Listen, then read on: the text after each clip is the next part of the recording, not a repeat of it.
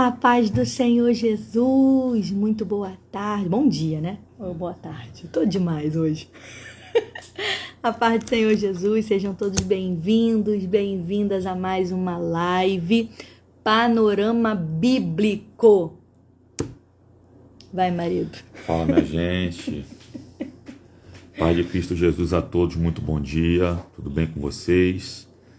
Voltamos aí, tá? Algumas horas depois do nosso devocional, para estarmos dando continuidade à nossa série de estudos bíblicos, Panorama Bíblico, tá bom? Toda terça-feira voltamos a essa jornada, tivemos uma pausa muito grande no ano passado, esse ano nós não podemos procrastinar, não podemos parar, precisamos continuar, é propósito nosso com Deus. Estamos aqui com o Panorama Bíblico, voltando toda terça-feira, 10 e 7 da manhã, tá? Já deixa guardadinho aí, bota no seu despertador lá, eu sei que o despertador tem, 10 e 7 da manhã, todas as terças-feiras, é muito importante isso, tá? Nós estamos aqui para poder cooperar com a sua fé e também aprender cada dia mais com a palavra de Deus, tá? Vocês vieram ensinar, nós viemos também aprender. Quanto mais a gente busca ensinar, na verdade quem aprende mais somos nós. Então estamos aqui para isso, para poder cooperar com a sua vida espiritual, sua vida intelectual, seu conhecimento, tá bom? Vamos orar para a gente iniciar? Oi? Quer pegar lá? Gente, vamos orar aqui rapidinho. Entra aí já, alma. Irmã Débora, paz do Senhor Jesus. Ela falou que ainda está no clima do devocional. Glória a Jesus, bom te ver por aqui. Aproveita e já manda essa live aí para um monte de gente, tá bom? Pega os outros também para poder ver, o do Thiago Trota, o do Israel Trota. Eu tô falando tudo errado hoje, meu Deus do céu. Não vai precisar falar não, porque a gente cita ele aqui, né? Mas não tem problema não. Qualquer coisa a gente depois cita nos próximos. Vamos orar então. Irmã Débora, ficamos felizes pela tua presença aqui. Manda essa live para outras pessoas. Nossa intenção aqui, como meu esposo já disse, é crescer na graça e no conhecimento do Senhor Jesus, ensinando sua palavra, né? Fazer o ID do Senhor Jesus, que é isso que nós fomos chamados para poder fazer nesse tempo. Se você pode, feche seus olhos aí, vamos estar orando, tá bom? Para a glória de Deus. Pai, estamos aqui, Senhor Deus, nessa manhã ainda, Senhor Deus, te pedindo, Senhor Deus, a tua presença. Te pedimos, ó Pai, que seja o Senhor agora, Pai, a conduzir, ó Pai, essa live, a conduzir, Senhor Deus, esse estudo, esse panorama bíblico. Hoje, Pai, vamos estudar aqui um pouquinho sobre o livro de Esdras. Senhor Deus, nos orienta, abre nossa mente, nossa visão. Pai, nos dê discernimento, sabedoria, não só a mim e ao meu esposo, mas a todos, ó Pai, que vão estar conosco ao vivo aqui, aqueles que vão entrar depois, Senhor Deus, abençoa para honra e glória do teu nome, Senhor Deus, que possamos crescer, ó Pai, como a tua palavra nos instrui na graça e no conhecimento. Fica conosco, nós te pedimos, Senhor Deus, em nome de Jesus. Se você crê nessa oração e concorda, diga amém. Deixa eu só aqui colocar o telefone em uma melhor posição. Peraí. Pronto, acho que agora ficou bom. A paz do Senhor Jesus, irmã Matilde. Glória a Jesus. Quem mais está com a gente aqui na live? Tem mais gente aqui com a gente. Irmã Débora, irmã Matilde, sejam bem-vindos. Entrou umas pessoas aqui. Deixa eu ver se eu tô com o meu Wi-Fi ligado. Outra vez eu não tava. Pronto. Gente, vamos falar sobre o livro de Esdras, Panorama Bíblico. Manda essa live para outras pessoas, tá bom? E eu tenho certeza que o Senhor também vai falar no seu coração nessa manhã de estudo. Vamos lá, amor? Vamos lá, gente. Nós temos uma introdução aí. E essa introdução consiste em dizer para nós que o nome Esdras significa no hebraico ajuda, ou ainda o Senhor ajuda. Esse homem por nome Esdras foi uma pessoa de muita proeminência no seu tempo, sendo um sacerdote e escriba que liderou grandes reformas no meio do povo de Judá após o exílio babilônico, após o cativeiro babilônico. O livro de Esdras é o 15º livro da Bíblia e mostra que Esdras ensinou as Escrituras e levou o povo a se dedicar novamente a Deus, tá? Façamos uma parada aqui para dar algumas informações iniciais básicas acerca desse homem e desse livro. Esse tempo aqui de Esdras está nos livros históricos, algo que já estamos vindo estudando durante outras lives aí, outros estudos, e abarca aproximadamente um período de 100 anos que começou no primeiro retorno do cativeiro babilônico com Zorobabel. A gente precisa entender que os livros históricos, eles começam no livro de Josué, tá? Os livros históricos, eles têm início no livro de Josué e terminam no livro de Ester, tá? E Esdras está dentro desse contexto aqui de livros históricos que contam a história do povo de Israel, da nação de Israel, em diversas fases da sua trajetória, tá? Isso são livros históricos, e se você quiser saber mais, tem outras lives anteriores a essa aí, para que você possa, de fato, compreender o que significa os livros históricos, tá? Repito, aproximadamente abarca 100 anos que nesse livro de Esdras aí, que começa no primeiro retorno do cativeiro babilônico com um homem chamado Zorobabel. Esse trabalho levou vários anos e parou algumas vezes por causa da oposição dos inimigos, mas finalmente o templo foi inaugurado. O povo dedicou o templo, mas havia pouca gente para trabalhar nele. Vamos falar sobre isso já, tá? É um panoramazinho rápido, vamos falar sobre isso já. Vários anos depois da inauguração do templo, Esdras decidiu voltar para Jerusalém com mais gente exilada. Ele vinha de uma família de sacerdotes da linhagem de Arão e tinha se dedicado a estudar a palavra de Deus. Está lá em Esdras capítulo 7, o verso é o número 6. Esdras também era um escriba, uma espécie de professor com muito conhecimento. Ele voltou para Jerusalém com o propósito de ensinar o povo a obedecer a Deus. Esdras capítulo 7, verso por número 10. Com a permissão oficial do rei da Pérsia, Esdras levou para Jerusalém muito dinheiro e as coisas necessárias para manter o serviço no templo em funcionamento. Ele também recebeu permissão para administrar o território e organizar um sistema de justiça lá, de acordo com a lei de Deus. Esdras capítulo 7, verso número 25. Gente, vamos lá. Se você entrou nessa live agora, pega papel, pega caneta, abra sua Bíblia, livro de Esdras. Nós vamos começar agora. Ele deu só uma introdução aí, uma pincelada, mas agora a gente vai falar um pouquinho do propósito do autor, da data. Vamos falar um pouquinho ali de cada tema, de subtópicos, tá bom? Desse livro. E aqui eu já quero dar boas-vindas. Seja bem-vindo, Emily, a paz do Senhor Jesus, irmã Matilde, irmã Débora, Vanessa e Carla Souza, glória. Muito bom ter vocês aqui. Sejam todas bem-vindas. Tá bom? Vamos lá, gente, falar um pouquinho sobre o autor. Quem escreveu esse livro de Esdras? Quem escreveu? Quem foi o autor desse livro? Então, tanto a tradição judaica quanto a cristã atribui a autoria desse livro ao próprio Esdras.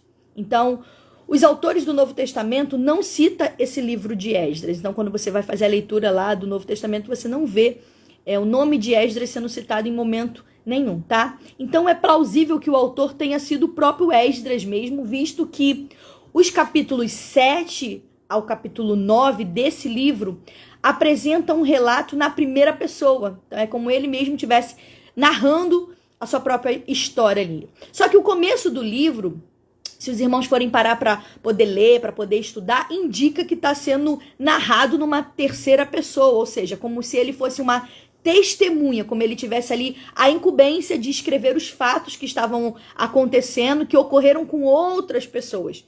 E possivelmente também algumas lembranças. Então é como ele tivesse ali escrevendo o que outras pessoas viveram e tiveram experiência, tá bom?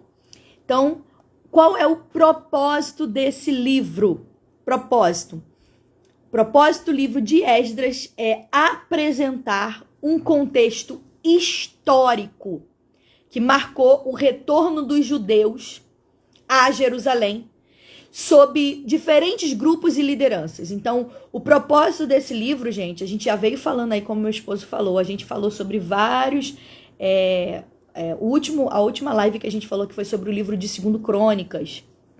E lá a gente abordou que os reis fizeram aquilo que era mal e por conta disso houve um cativeiro que durou aí 70 anos. Então agora eles estavam em cativeiro. O povo de Israel, a nação de Israel foi levada a cativeiro. Eles estavam em cativeiro. E o livro de Esdras agora narra o que está acontecendo agora. Narra a volta da nação de Israel, a volta desse povo de Israel para a cidade. Só que a cidade ela estava em ruínas.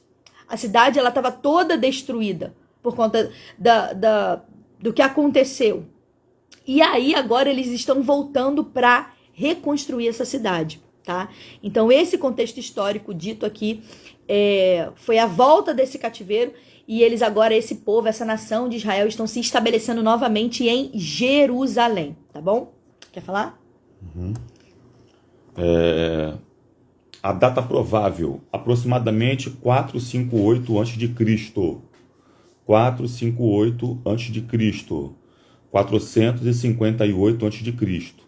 Esse ano é a sua chegada em Jerusalém, que foi a segunda leva de cativos que voltam do cativeiro, recapitulando a saber, gente. Contexto de cativeiro babilônico.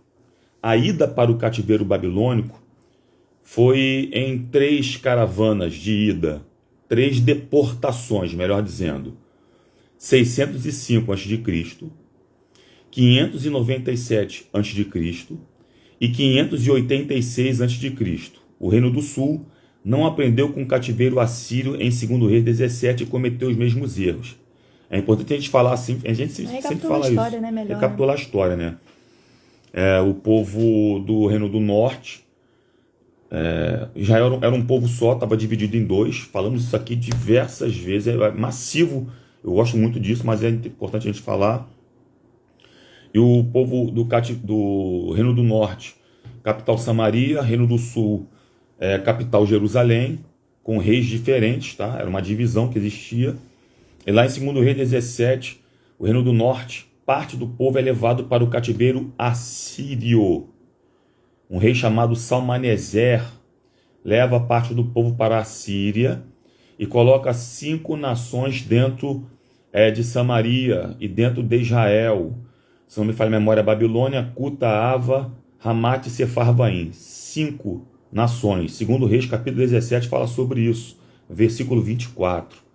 Mistura-se esse povo ali, dando assim origem aos samaritanos, que são pessoas que não têm sangue puro judeu, têm sangue misturado, porque casaram-se com essas pessoas que os assírios enviaram para lá, para poder justamente misturar isso. Ok? E o povo de Judá, que estava na outra banda da localidade, observando tudo aquilo que ocorria com esse povo samaritano, não aprende e comete os mesmos erros, os mesmos pecados, as mesmas falhas que eles cometeram. O que acontece? Vai para o cativeiro também, é um cativeiro babilônico. O cativeiro babilônico tem um outro modus operandi. Nabucodonosor, rei babilônico, entra, saqueia, destrói, quebra quase que tudo, leva utensílios sagrados do templo para o cativeiro babilônico, leva os príncipes, as pessoas mais inteligentes. Daniel estava nesse bojo aí. Muitas pessoas ali que sabiam fazer muita coisa são levadas. Pessoas mais pobres, mais paupérrimas são deixadas para trás. E assim tem início o cativeiro babilônico, predito pelo profeta Jeremias no capítulo 25, que seriam 70 anos de cativeiro. E aí que se encaixa isso aí, tá, gente? 3 deportações, 605 a.C., 597 a.C. e 586 a.C. acontece isso.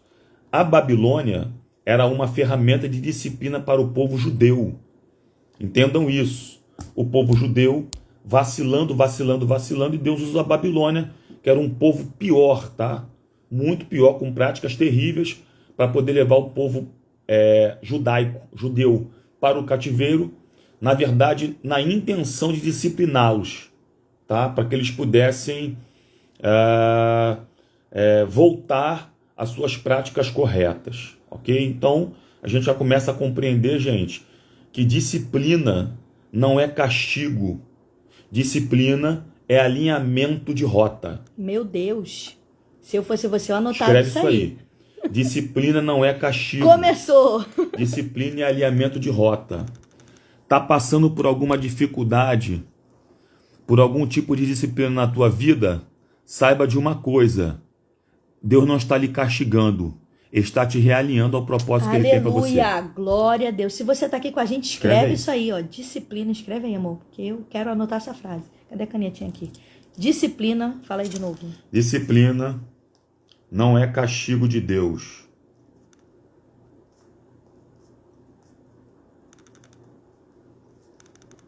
Disciplina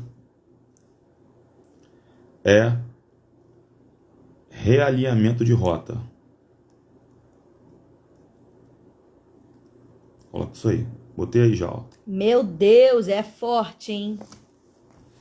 Disciplina não é castigo de Deus. Disciplina é realinhamento de rota. Meu Deus, é forte, hein? Vai, continua. Eu continuo ainda? Uhum. Detalhe, em relação a esse aprendizado que os judeus não tiveram com os assírios, existia uma profecia de alerta de Deus em Isaías 28, de que o reino do norte tinha sido derrotado pela Assíria. Olha como é que Deus avisou, hein? Deixando a lição para Judá, que era reino do sul, a respeito de confiar em alianças estrangeiras. Olha só isso aí, hein? Os líderes de Judá faziam reuniões regadas a bebida forte e a ponto de vomitarem sobre as mesas. Está lá Isaías 20, eu já preguei sobre isso inclusive. Isaías capítulo 28. Eles vomitavam nas mesas, causando escândalos em Judá. O termo que está usado lá é esse. Isso aqui é um aprendizado muito importante para a gente. Escândalos acontecem quando eu deixo de ter mentalidade de servo. Meu Deus, é forte, hein? Escreve aí. Anota isso aí. Escândalos acontecem quando eu deixo de ter mentalidade de servo. Tá? Vou escrever também aqui.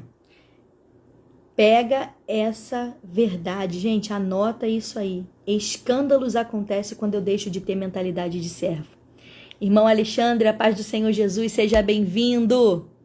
Ô Glória, bom te ter por aqui. Nossa irmã Raimunda também estava com saudade, hein?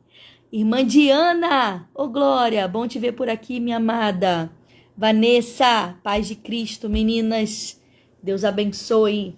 Você que entrou agora, eu vou repetir a frase, tá? 2 frases já entraram aí. Primeira frase.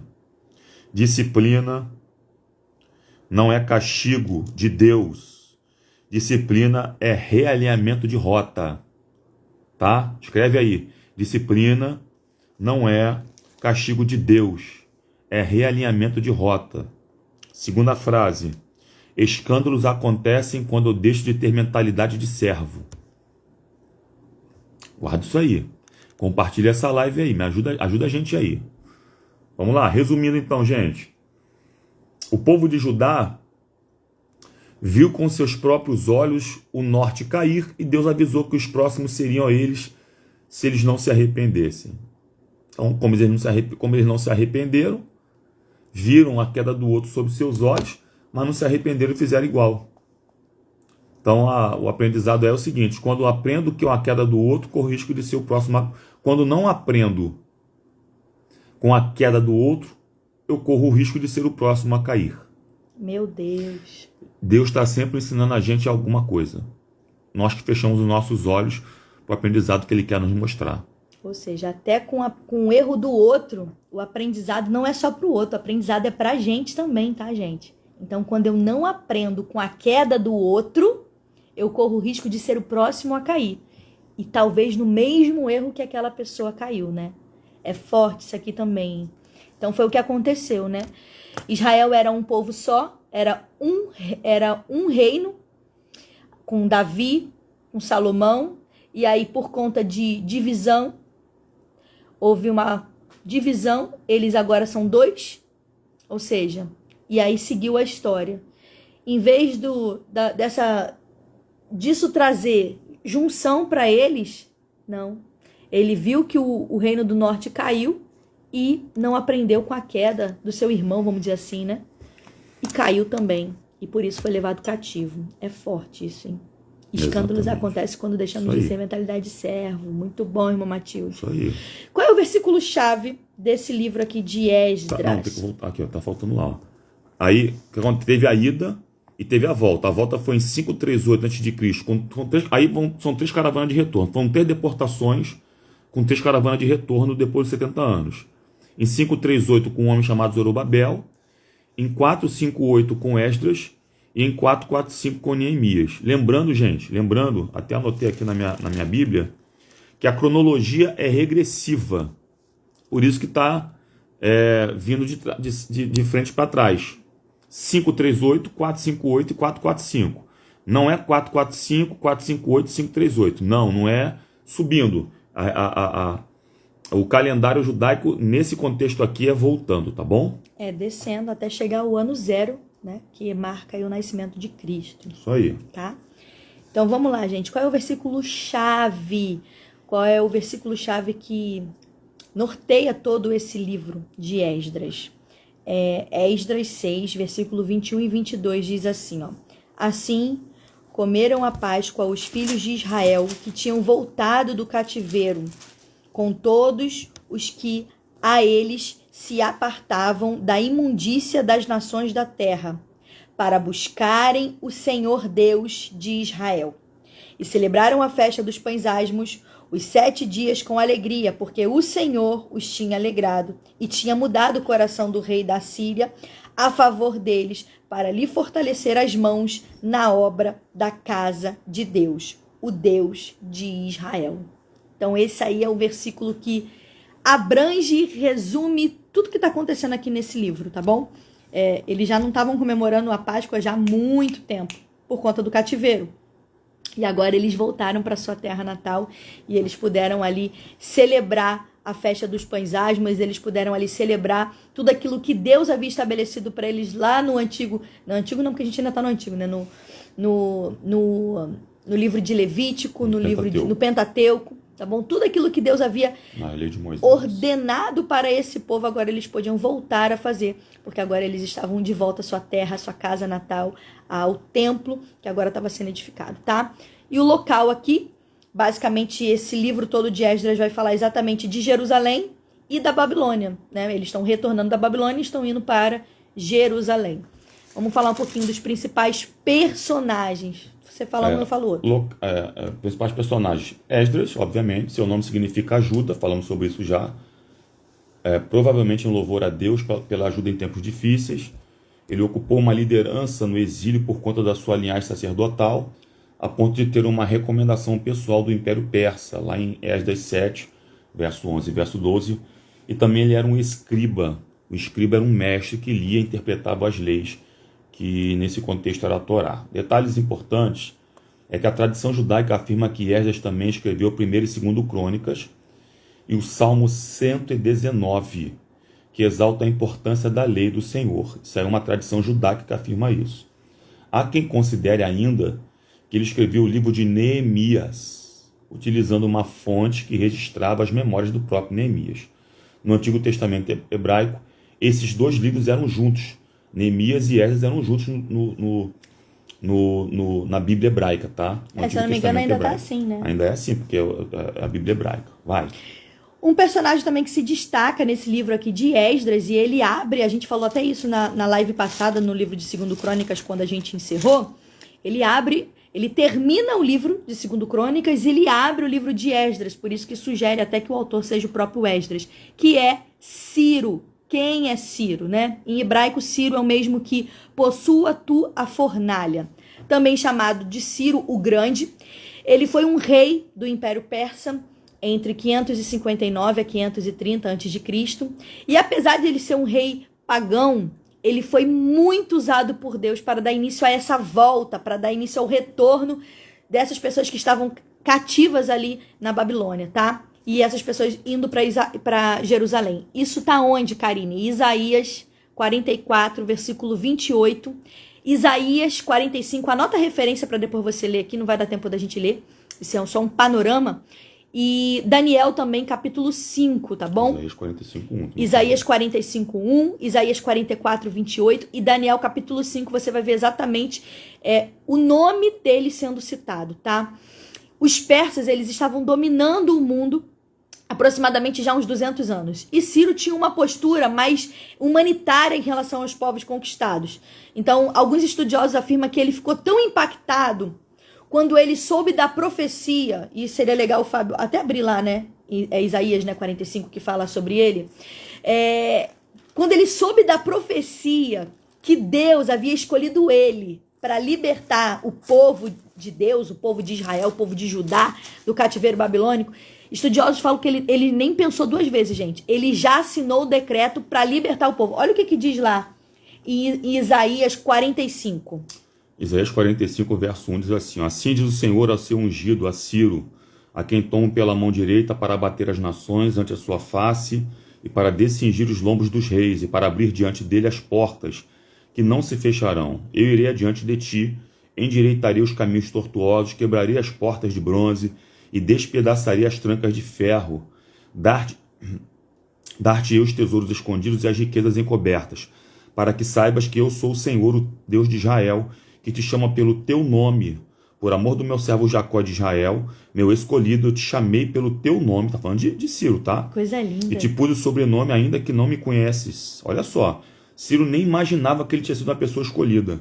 Eu sou o Senhor e não há outro, além de mim não há Deus. Eu te cingirei, ainda que não me conheces, para que se saiba até o nascente do sol e até o poente, que além de mim não há outro, eu sou o Senhor e não há outro. Eu formo a luz e crio as trevas, faço a paz e crio o mal. Eu, sendo o Senhor, faço todas estas coisas, ok? Olha o 44, 28. Que digo de Ciro, ele é meu pastor e cumprirá tudo o que me apraz. Que digo também de Jerusalém, será edificado e do templo será fundado. Agora para pensar. O profeta Isaías escreveu, profetizou antes disso tudo acontecer. De 120 a 150 anos, algumas pessoas divergem o tempo. Antes do cara nascer. Antes. E aí, quando ele nasce, quando ele vê isso, e tudo ali acontecendo, né? O povo cativo, e ele sabendo que Deus o chamou pelo nome, libera esse povo. Ele assinou o decreto. Então, olha que coisa mais linda, né? Deus faz assim. Deus escolhe até o ímpio para poder guardar, salvar, livrar o povo dele. Próximo personagem aqui, Zorobabel. Vai lá. Seu nome significa semente de Babilônia, sugere o nascimento dele na Babilônia. Ele foi o primeiro governador de Judá depois do exílio da Babilônia, onde liderou as obras da reconstrução do templo em Jerusalém. Zorobabel foi um homem com muita importância também, e foi o primeiro homem que foi a primeira pessoa que liderou o retorno do povo do cativeiro babilônico. Uma outra pessoa importante aqui, lembrando que a gente está fazendo um panorama, quem entrou agora na live, gente, isso é um panorama do livro de Esdras. Então aqui a gente fala qual é o propósito do livro, quem é o autor, a data, o versículo-chave e também as pessoas que se destacam nesse livro. Então, agora, a próxima pessoa que se destaca aqui nesse livro é Dario I, tá? Dario I, ele nasceu em 550 a.C., ele reinou entre 522 a 486 a.C., o Fábio já explicou aqui que é decrescente, né? Exatamente. Ele foi um governante, foi mencionado pelo profeta Ageu, lá em Ageu 1, capítulo 1, a gente ainda vai falar sobre esse livro aqui. Ele reafirmou a política amigável de Ciro com os judeus, e ele permitiu que esses judeus agora regressassem e reconstruísse o seu templo em Jerusalém, sobre a liderança desse primeiro líder, que o Fábio falou aqui, Zorobabel, e também promoveu recursos necessários para tal. A gente vai ver isso lá em Esdras, capítulo 4, versículo 5, e também no profeta Zacarias, capítulo 1, versículo 1, a gente vai ver aí Dario I, tá bom? Próximo Outro personagem é Artaxerxes I, seu nome significa longânimo. Ele foi rei da Pérsia de 464 a 424 a.C. Ele ordenou que suspendessem a obra por conta de uma carta que havia recebido. Depois voltou atrás e deu autorização a Esdras para voltar com os judeus para reconstruir o templo. Próximo. Um outro personagem também que se destaca aqui no livro de Esdras é o próprio Ageu. Ageu em hebraico significa festa ou festival. Ele foi um profeta. Não se sabe praticamente nada acerca da sua vida, a não ser a sua disposição para animar o povo a reconstruir o templo. Então ele foi um profeta que naquele tempo, gente, foi usado por Deus para animar, para dar vigor as pessoas que estavam ali em construção. Porque imagina, né? Construir algo já é cansativo. Reconstruir é pior ainda, né? Então Ageu foi levantado por Deus como uma voz profética para animar aquele povo. E por último, Zacarias. O nome Zacarias no hebraico significa o Senhor lembra. O profeta Zacarias foi um homem levantado por Deus para profetizar no tempo de restauração e reconstrução do povo de Judá na volta do exílio da Babilônia. Existem aproximadamente mais 27 pessoas com esse nome nas escrituras sagradas. Esse Zacarias, ele é único nesse contexto aí de tempo, onde ele ajuda, coopera para que o templo venha a ser reconstruído. Glória a Deus. Olha, mais pessoas entraram aqui. Seja bem-vinda, irmã Patrícia. Irmã Leila também, sejam todas bem-vindas. Estamos falando sobre o panorama bíblico do livro de Esdras. E esse livro, para ficar mais fácil o estudo, ele se divide em 2 tópicos. O primeiro tópico é o retorno, liderado por Zorobabel. A gente vai ver exatamente esse retorno no capítulo 1 até o capítulo 6, versículo 22. A gente vai ver exatamente essa primeira caravana de retorno com esse líder Zorobabel. E existe um primeiro grupo de exilados que voltam à sua terra. Esse é o tópico 1 desse tópico maior. E o povo reconstrói o templo. Isso tudo acontece... Subtópico. Obrigada, amor. Acontece tudo no capítulo 1 até o capítulo 6. E o segundo tópico é o retorno liderado por Esdras. E a gente vê essa divisão mais clara do capítulo 7 até o capítulo 10 do livro de Esdras, tá? Então, o subtópico do retorno... o segundo grupo de exilados retorna à sua terra e Esdras se opõe ao casamento estrangeiros. O que a gente vai fazer agora? A gente vai falar agora, basicamente, o que está acontecendo nesse primeiro tópico e nesse segundo tópico, para você entender todo o panorama do livro de Esdras, tá bom? Vamos lá. Esdras do 1 ao 6. Vamos lá, Esdras do 1 ao 6. Os 6 primeiros capítulos do livro englobam os acontecimentos dos 2 ou 3 primeiros anos do reinado de Ciro, que é 538 a 530 a.C., e os 6 primeiros anos do reinado de Dario I, que é 521 a 486 a.C., tá bom?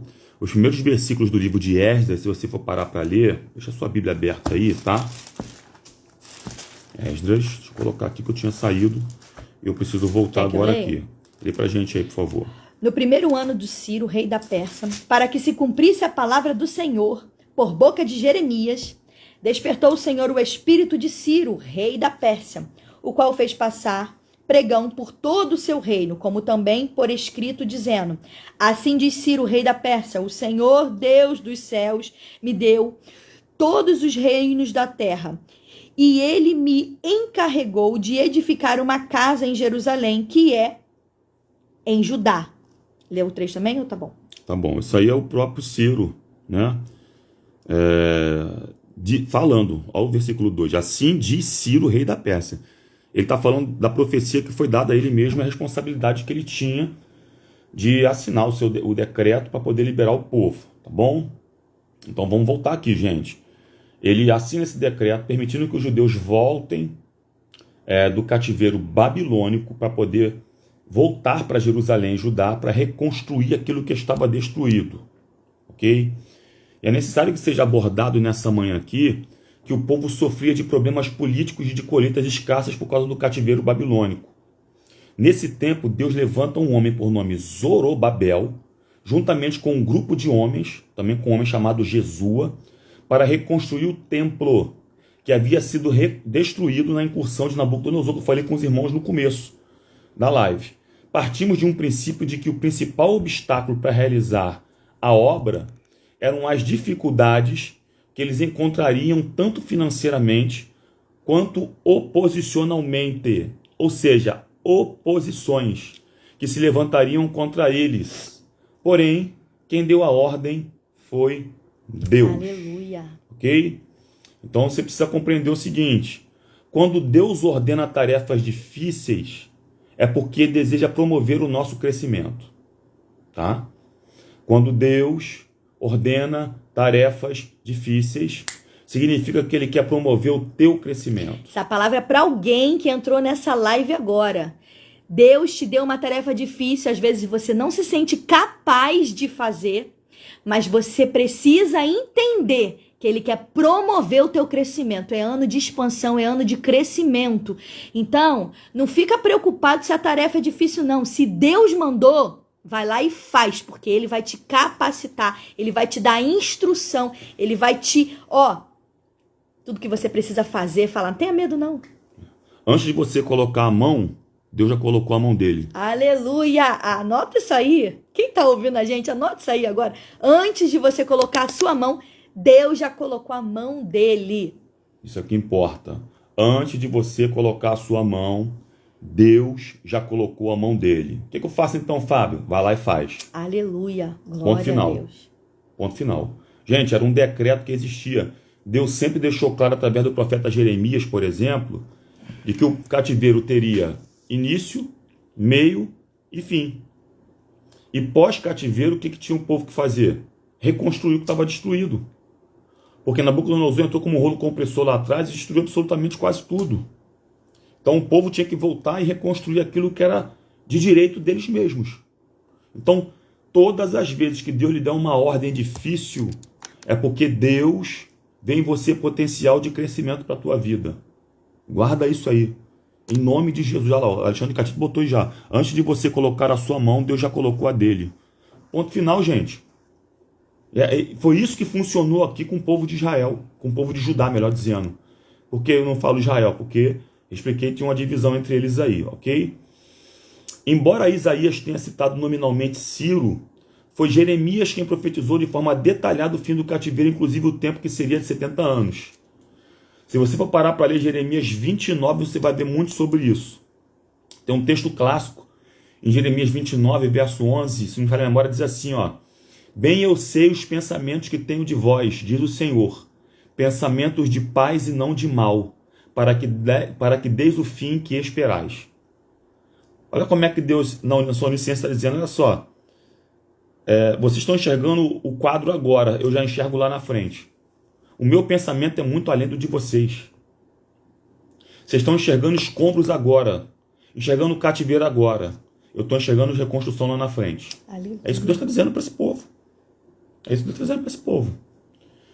Transitando pelo livro, gente, percebemos justamente que o pano de fundo que permeia o livro, o primeiro capítulo, melhor dizendo, é o decreto de Ciro e também a voluntariedade do povo nas contribuições para a reconstrução do templo. Esdras capítulo 1, versículo 4.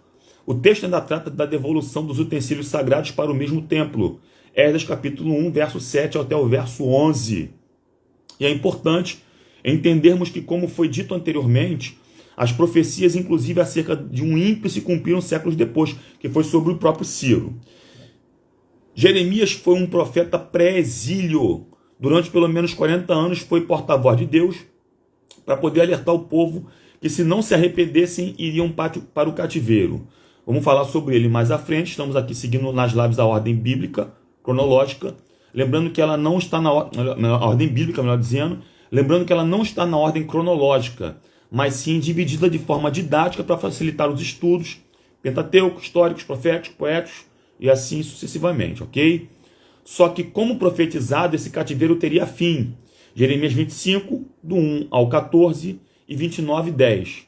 Diz assim, porque assim diz o Senhor, certamente que passados 70 anos na Babilônia, vos visitarei e cumprirei sobre vós a minha boa palavra, tornando-vos a trazer a este lugar. Aí o verso 11 que eu citei anteriormente acontece, né? Porque eu bem sei os pensamentos que tenho de vós, né? É importante falar que o povo não voltou de mãos vazias. Olha que importante, gente. Os viajantes voltaram trazendo 5.400 utensílios de ouro e de prata que haviam sido levados por Nabucodonosor, mais doações dos que permaneceram na Babilônia, dos próprios babilônicos e nações vizinhas. Esdras capítulo 1, verso 4 ao verso 11. Verso 4 ao verso 11. No Egito, na saída do povo, os egípcios deram objetos, Êxodo 12, 35, lá atrás. E agora, na volta do cativeiro babilônico, eles voltam com objetos para a edificação do templo. Olha que interessante, gente. Quando o povo é liberto do cativeiro babilônico, Deus não permite que eles voltem de mãos vazias. Por quê? Porque a intenção de Deus sempre foi reedificar o seu templo. Você lembra o que Nabucodonosor fez? Saqueou o templo. Saqueou o templo. Ele levou os utensílios sagrados do templo. Olha só que interessante, Pôs gente. fogo e queimou ainda. Está lá em 2 Crônicas 36, versículo Olha só 2 e isso. 19. E agora, 70 anos depois, quando o povo está voltando, Deus não está deixando eles voltarem de mão vazia. Aleluia. Está mandando eles voltar com 5.400 utensílios. Gente, isso aqui é muito forte. Porque o mesmo Deus que dá a visão também se importa em enviar a provisão. Meu Deus, anota isso aí, gente. Isso é forte demais. O mesmo Deus que dá a visão é o mesmo Deus que se importa em enviar a provisão. Aconteceu a mesma coisa, né? Lá em Êxodo e agora está repetindo aqui a história, né? Deus nunca vai te fazer sair de algum lugar de mão vazia. Ô, para alguém que está aqui, hein? Se você prestou serviço, trabalhou, suou a camisa, se prepare. Você não vai sair daí de mão vazia. Aleluia. Ou de lá de mão vazia. Glória a Deus. Alguma coisa Deus vai confiar nas suas mãos. Glória a Jesus. Glória a Jesus. E aquilo que Deus coloca nas tuas mãos, não tem esboço aqui não, tá, gente? Simplesmente é para uso da obra de Deus. Aleluia. Guarda isso. Tá? Aleluia. Ó, rapidinho aqui, antes dele continuar, tô com a minha Bíblia aqui de estudo aberta aqui, eu achei interessante citar isso. Por exemplo, profecias cumpridas pelo retorno de Israel do exílio. Só que a gente já vê 4 profecias. A gente vê Isaías 44, 28, cumprindo. Ele profetizou em 688 e cumpriu em 538, gente, praticamente aí 100 e poucos anos depois. Jeremias 25 também cumpriu, foi profetizado em 605, foi cumprido em 539. Jeremias 29, que o povo passaria 70 anos no cativeiro, foi profetizado em 594 e foi cumprido em 538. Olha quanto tempo depois. Daniel 5, do versículo 17 ao 30, foi profetizado em 539, que o Império da Babilônia seria entregue aos medos e persas, e foi cumprido em 539. Ou seja, Deus te deu uma palavra, Ele é fiel para cumprir. Pode passar até um tempo, às vezes você nem acredita mais, mas se Ele prometeu, a Bíblia é bem clara, Ele é fiel para cumprir aquela palavra. Vamos lá, gente. No capítulo 2, trata da lista dos que voltaram da Babilônia, tanto com nomes quanto com a quantidade de pessoas de cada família, alguns inclusive com suas funções específicas. É importante destacarmos aqui, ressaltarmos aqui nessa manhã, que muitas famílias de judeus resolveram contrariar o que os profetas haviam dito e resolveram continuar estabelecidas na Babilônia, afinal tinham conforto, posses e uma vida equilibrada, digamos, pois já estavam satisfeitos com aquilo que eles tinham. Então, gente, muita gente resolveu ficar na Babilônia mesmo com a profecia da volta, do retorno. O pessoal construiu família lá. Existem vestígios arqueológicos que o maior banco da Babilônia era de posse de judeus. Olha que interessante. Judeu na Babilônia não estava preso aqui. Estava preso aqui. Meu Deus. A ideia de Nabucodonosor, Belsazar, os demais reis, não era prender o povo aqui igual no Egito. O faraó fez. No Egito o povo era preso aqui, mas era livre aqui. Tanto que eles clamaram e Deus ouviu o clamor deles e foi socorrer. Na Babilônia, o povo era livre aqui, só que era preso aqui. Então, Deus mandou voltar e eles não voltaram. Teve muita gente, melhor dizendo, que não quis voltar. Quis ficar presa àquela terra, Babilônia. Ok? Tem muita gente presa à terra. Entendeu? E aí que tá. Primeira verdade. Tem muita gente, de fato, que Deus mandou já largar algumas coisas, mas continua preso a esses lugares. Meu Deus. Coloquei no meu status ontem. Se você não se propor a largar velhos endereços, você nunca vai ter acesso a novas portas. Meu Deus. Anota isso aí, gente. Se você não largar velhos endereços, você nunca vai ter acesso a novas portas. Bom? É forte, Jesus. Guarda isso aí. O irmão Daniel colocou que 70 anos é muita coisa, não dá tempo. Pega aí, que isso aí é para você, tá? Seus propósitos. Deus nunca vai fazer você sair de algum lugar de mão vazia, Daniel. Pega isso aí. Muita coisa, 60 anos, muita coisa. Muita coisa. Muita coisa. Meu Deus. Mas eu posso te falar uma coisa, Daniel? É importante a gente ressaltar que teve gente que, obviamente, morreu no cativeiro babilônico. Gente com idade avançada, não suportou. A idade chega para todo mundo. Teve gente que sobreviveu ao cativeiro babilônico e voltou. Tá? E lá no capítulo 1 de Esdras deixa claro muito isso também. Teve gente que ficou meio que... Será que dá? Será que não dá? Será que dá para poder reconstruir de verdade? Será que não dá? Né? O livro do profeta Ageu também fala muito sobre isso. Só que a verdade é a seguinte, teve gente também nova que queria colocar a mão na obra. Talvez a gente vai falar sobre isso daqui a pouco. Tá? Então assim, por mais que tenha um grupo que não acredite que possa haver uma reconstrução, Deus levanta outro grupo com ânimo, com vontade de colocar a mão na obra. Pode ter certeza disso. Glória a Jesus. Você nunca vai fazer a obra de Deus sozinho. Nunca. Nunca. Vamos lá? Algumas questões importantes aqui. Primeiro, o Neemias que é citado em Esdras 2:2, por incrível que pareça, gente, ele não é o mesmo Neemias que vamos falar semana que vem. Isso é importante. Onde eu tenho o livro, vocês sabem muito bem aqui. Vou falar sobre ele no final. Meu livro, tá? Não é o mesmo Neemias. Não é o mesmo Neemias, não é. Segunda coisa, para nós é chato demais ler as genealogias, né? Aquele montão de nome que tem. Depois repete Tá? a frase para o Alexandre. Se você não largar velhos endereços... Se você não largar velhos endereços, nunca vai ter acesso a novas portas. Pega aí, irmão Alexandre. Se você não largar velhos endereços, ou não abandonar velhos endereços, nunca vai ter acesso a novas portas. Tá? Para muita gente era comodidade de ficar na Babilônia. Para Deus era propósito o povo reconstruir Jerusalém. Aleluia. O que aconteceu, teve muita gente que ficou de fora depois. Eu vou te mostrar isso já na Bíblia aí.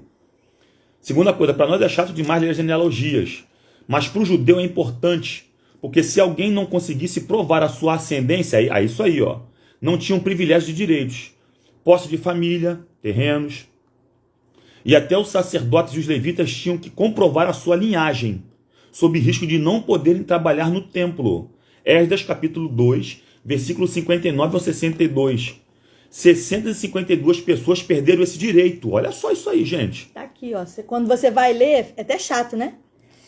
É um capítulo inteiro só falando de genealogia. E os filhos de não sei quem foram... Parece bobagem, sabia? Não. Mas se você ler o 59, 259, também estes subiram de Tel-Melá, Tel-Harsa, Querube, Adã e Imer, porém não puderam provar... Olha o detalhe do... Gente, a Bíblia, ela tem detalhes, pequenos detalhes. Se você perder pequenos detalhes, perde grandes lições. Porém, não puderam provar que as suas famílias e a sua linhagem eram de Israel. Espera aí, gente. Não puderam provar que a sua linhagem era de Judá e de Israel. Alguma coisa está errada, então. Por quê? Porque teve gente da genealogia que ficou agarrada a Babilônia. Misturou-se com pessoas babilônicas. E a ideia de Deus era pureza. Não se misturem com esse povo. Vocês estão lá, presos no cativeiro, mas não se misturem com eles. Mas teve gente que foi lá e se misturou. Aí quando voltou do cativeiro babilônico, foram barrados. Porque tem gente que, se não largar velhos endereços, não tem acesso a novas portas. Isso é sério, hein? Isso é sério demais, hein, gente? Vamos prosseguir aqui? No capítulo 3, destacamos o altar levantado e os alicerces lançados para a reconstrução do templo. É isso aí que é interessante a gente falar, tá? As escrituras afirmam que no 7º mês isso acontece. Este mês marca o início do ano religioso, pois nesse período celebrava-se o dia da expiação, que é equivalente aos meses de setembro e outubro no nosso calendário, tá? O dia da expiação é um dia sagrado para o judeu, é um dia no ano onde o judeu faz um jejum o dia inteiro, também chamado hoje de Yom Kippur, o dia da expiação, o dia do perdão, tá? Era equivalente ao perdão dos pecados do povo judeu. Nossa irmã Leila colocou ali, ó, tudo que está na Bíblia é importante, nós é que não entendemos. Exatamente. Repete essa frase. Percebeu que é um detalhezinho? Qual? Essa que você falou do detalhe. Então, olha só, gente. A Bíblia é repleta de pequenos detalhes. Se perdermos pequenos detalhes, perdemos grandes lições. Se perdermos pequenos detalhes, perdemos grandes lições. Então, quando você for ler a sua Bíblia em casa Gente, não tenha pressa, não. Ai, não faz aquele checklist assim, ai, para dizer eu li a Bíblia. Não. Se você não entender, volta, lê de novo, pega um dicionário, olha palavrinha por palavrinha por palavrinha, pergunta a Deus, peça a Deus sabedoria que Ele te dá. Exatamente. Tem gente que gosta de ler a Bíblia correndo só para dizer que leu. A ideia nunca de Deus nunca foi essa. É que você leia com calma, com paciência, destacando aquilo que te chama atenção, porque aí... E outra coisa, gente, um mal que os pregadores têm, né? Muitos de nós pregadores temos aí. Eu também estou nesse rolo aí. E é necessário que a gente sempre aprenda com isso. Pregador não pode estudar somente quando vai pregar. Pregador tem que estudar para a vida. Então tem que ser diário a leitura bíblica. Tem gente que só estuda quando sabe que vai pregar. Isso é um perigo. Isso está matando as pessoas espiritualmente aos poucos. E a ideia nunca pode ser essa. Você precisa aprender. Nós precisamos aprender a ler a Bíblia não de forma esporádica, mas de forma sistemática, organizada, contínua, diária. E por isso que o devocional serve para a gente poder alinhar a nossa vida com a vida de Deus, com o propósito de Deus. Tá? Vem com a gente aí 6 e 7 da manhã, todo dia a gente está fazendo aqui devocional. A gente faz a leitura do texto, faz o nosso momento de oração, de intimidade com Deus.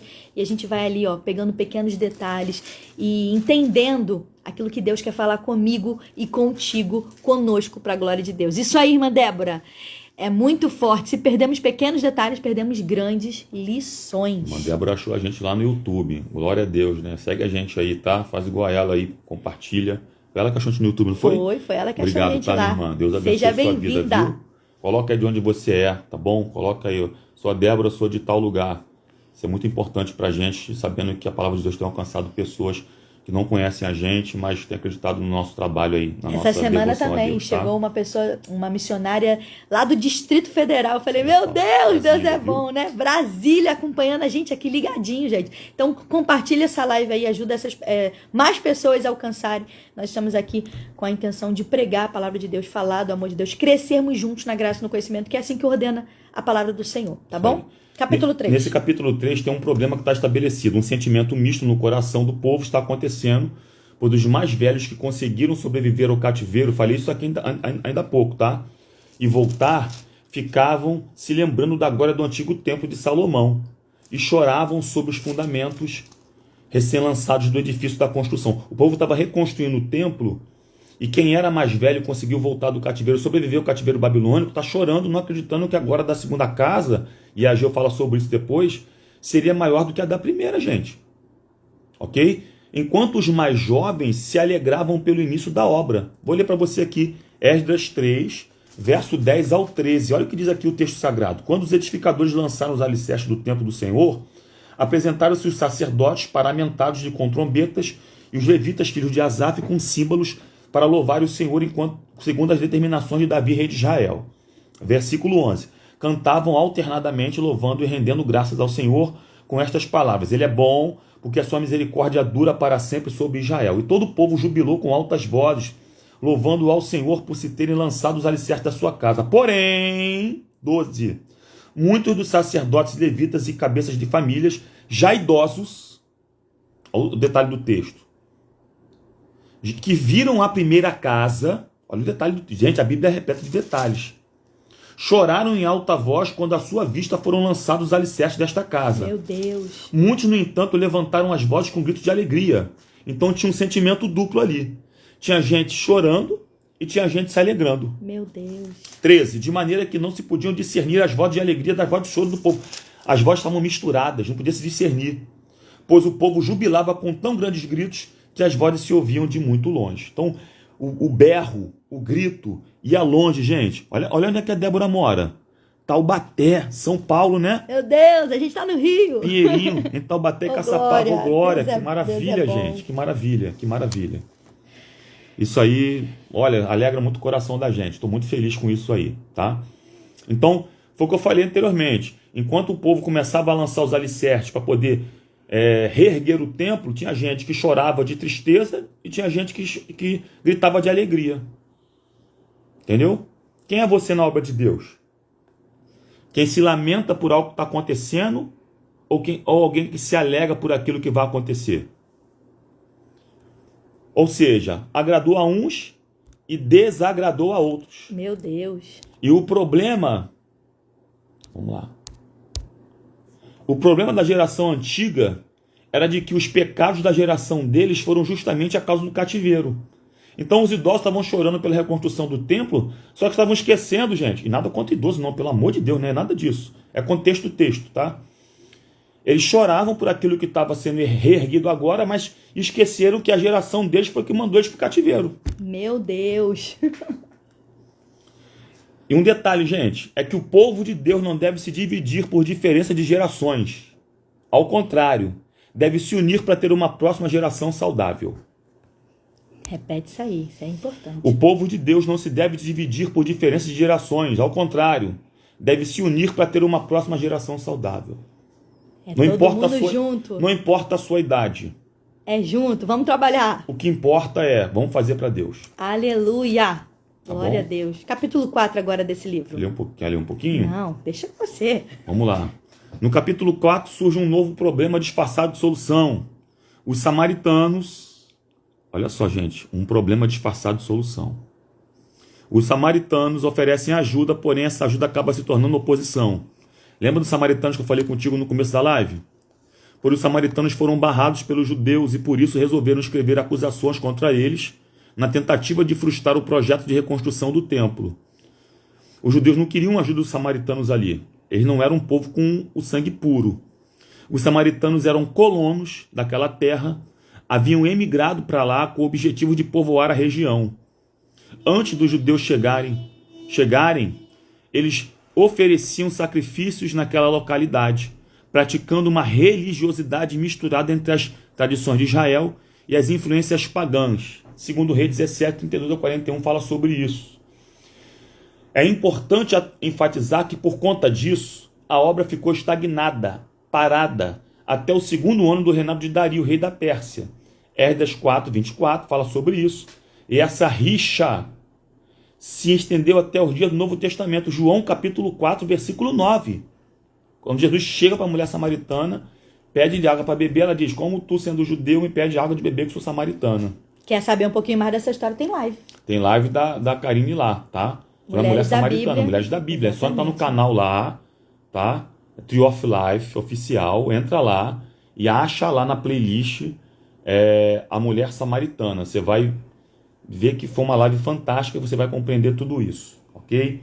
A Bíblia descreve que Deus levanta os profetas Ageu e Zacarias para exortar os judeus a se levantarem e voltarem a fazer o que deveria ser feito, pois, por conta do ocorrido, os judeus haviam se desanimado e era necessário dissipar o abatimento que se instalava no coração deles. Do capítulo 4 ao capítulo 6, julgo eu ser um ponto importante do livro. A oposição à obra.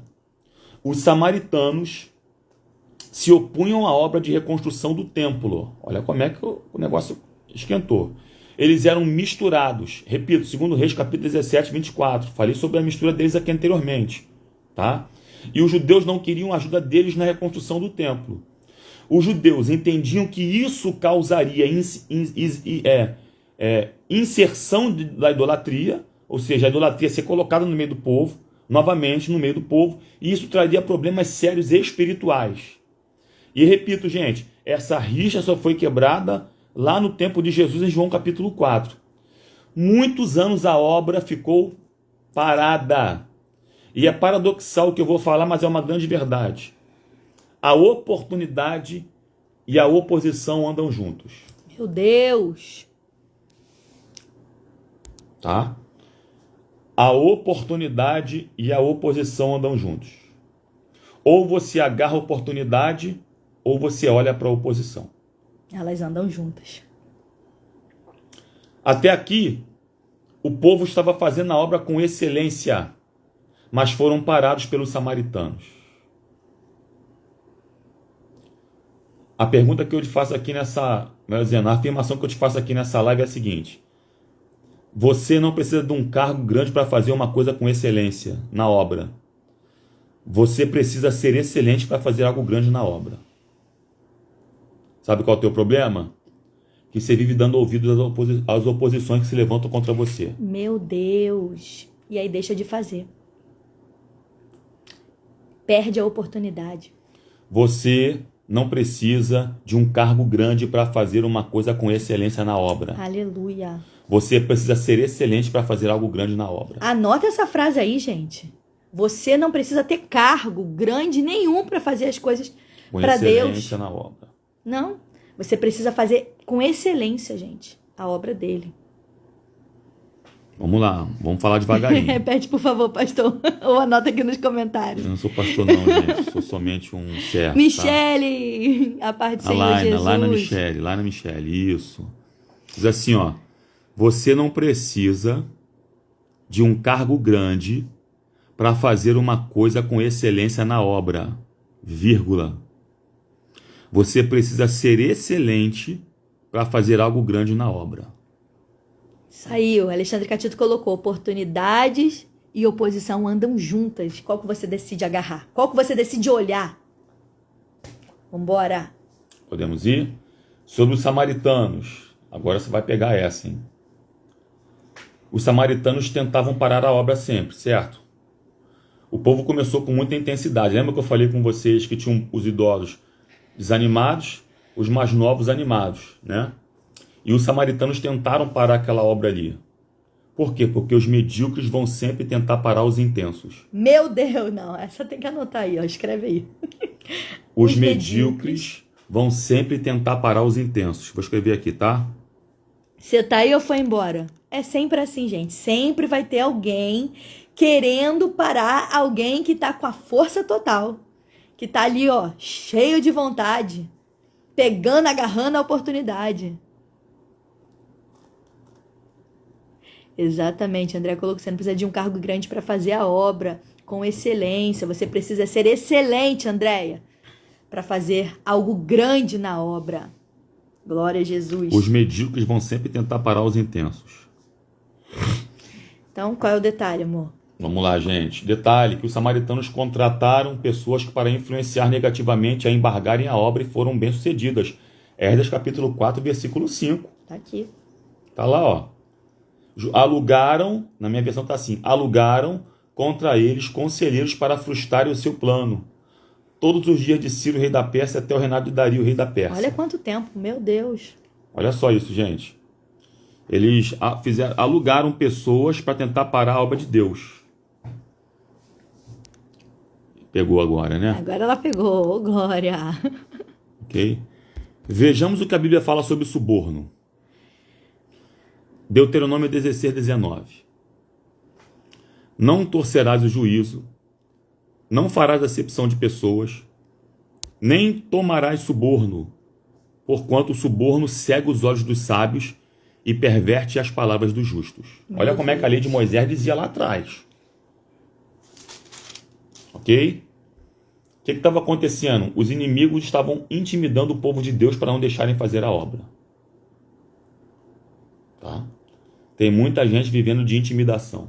Meu Deus. Um homem chamado Reum, o nome dele, Reum, faz alertas ao rei Artaxerxes I. Ele afirma que se Jerusalém fosse restaurada, a cidade se rebelaria contra o rei. Capítulo 4, versículo 12. Por quê? Porque a independência desse povo de Jerusalém causaria perda de receita e tributo para o império. Está no capítulo 4, versículo 13. Que essa rebelião traria desonra ao rei. E essa rebelião causaria futuramente perda de territórios. Versículo 16. O rei Artaxerxes I acata a mentira e manda por decreto parar a obra. A prioridade foi invertida. Ok? O que Deus faz então? No capítulo 5, Deus usa profetas que são Ageu e Zacarias para dar a ordem ao povo para voltarem a fazer a obra no templo. Porque o povo parou de fazer a obra e virou seus olhos para edificar suas próprias casas. Olha só que interessante, gente. Lá em Ageu capítulo 1, versículo 3 ao 6, fala sobre isso. Tá bom? O povo começa a inverter as suas prioridades. E eu não quero falar sobre Ageu aqui, eu vou falar sobre Ageu depois, para ganharmos tempo. Em outra live, obviamente, lá na frente, vou falar sobre ele. E o povo inverteu, começou a fazer a sua própria casa, esqueceu de fazer a casa de Deus. Meu Deus. Ok? Porque as nossas prioridades revelam onde está o nosso coração. Anota isso aí. As nossas prioridades revelam onde está o nosso coração. Foi falado isso hoje de manhã. As nossas prioridades revelam onde está o nosso coração. Meu Deus. Tá? Vê aí, tem um povo entrando aí. Fala com o povo aí. Deixa eu ver quem tá entrando aqui, gente. Hoje de manhã a nossa live bateu 20 pessoas, tá, gente? Irmã Andréia. Temos 16 agora. Ó, quem tá aqui com a gente aqui? Vamos lá. Irmã Andréia, irmã Patrícia, irmã Leila, irmã Valéria, a paz do Senhor, seja bem-vinda. Irmã Kelly Vieira tá com a gente. Irmã Tereza, estamos com saudade, hein? Irmã Raimunda, irmã Matilde, Débora Martins, lá de São Paulo, gente, com a gente aqui. Jeane, ô Glória, que bom ver você aqui. Vanessa, Ana Paula, Bruno Almeida, Ana Paula, o Alexandre Catito tá aqui também, a Liliane Souza. E a Laina Michele. A Laina Michele também tá aqui com a gente. É lá da Nova Vida de Auma. Ó, quem não tiver conseguindo comentar, gente, me chama no direct, tá bom? Pra eu conseguir seguir vocês e vocês conseguirem comentar aqui, tá bom? Vamos repetir. Cadê? Ó? Onde está seu coração? As nossas prioridades revelam onde está o nosso coração. Estamos dando um panorama bíblico do livro de Esdras, tá bom? Estamos agora no capítulo 5. Outra coisa, Deus levanta Ageu e Zacarias para poder exortar o povo, animar o povo. Porque para o povo de Deus ser estimulado a fazer algo, precisamos de pregadores e profetas que falem a verdade. Aleluia. Tá? Precisamos de pregadores e profetas que falam a verdade. Tá? Tem gente reclamando de alguns... Ontem eu botei um histórico, uma pessoa reclamou do histórico que eu coloquei. Só Deus mesmo. Botei nada. Falei, tem gente que apoia o certo, apoia o errado e critica o certo. Ah, gente, criou polêmica isso. Uma frase normal, uma frase simples, né? A verdade... Eu fico pensando se João Batista vivesse no dia de hoje.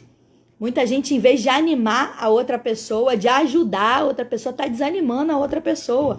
Gente, eu preciso dizer para você que o desânimo, ela corrói a tua motivação. Fuja de gente que te desanima. Não fica perto, não, porque o desânimo delas corrói a tua motivação. Ande com gente que vai te animar, que vai te colocar para cima, que vai ter uma palavra de Deus para tua vida. Pesado, né, gente? Ó, outra coisa, gente. O pastor Israel Trota é um amigo nosso, da nossa igreja. Sempre prega lá, Prega né? na nossa igreja, tô esperando ele voltar a pregar lá. Tá demorando, estamos com saudade. Nós temos muitos livros dele, é um homem de Deus, tá? Segue ele aí também.